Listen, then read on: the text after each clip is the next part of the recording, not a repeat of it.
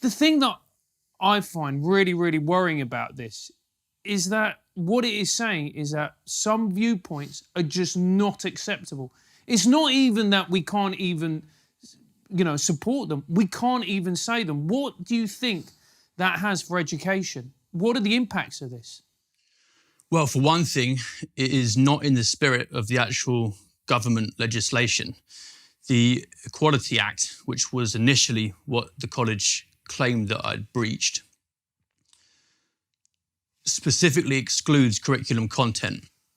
So this means that teachers are free, in theory, to discuss with classes any ideas, no matter how controversial.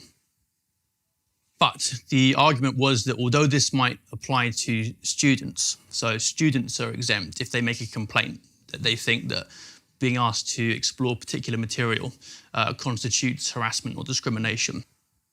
Members of staff aren't exempt. Now, if you think what kind of precedent that sets, you can reduce it to absurdity. So let's say that a particular teacher feels like being asked to allow students to discuss Othello or To Kill a Mockingbird creates a hostile environment. Well, that's harassment then, and that text has to go. And once you start down that route of one person being offended by being asked to allow students to study curriculum material, it's difficult to see where you end. And you were talking before that you felt the job was disappearing before your very eyes. I don't mean to misquote you. I think that's what you said. Yeah. That's what you've just said is part of it. What else do you mean by that? Well, I went into education, into Eton in particular, because I like the excitement of rigorous discussion, of debate.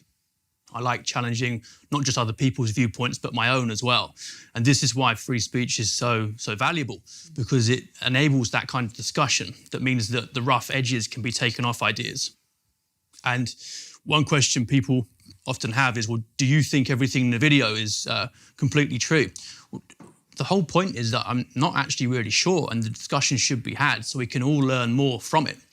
Like the proverb says, the pearl is formed by abrasion.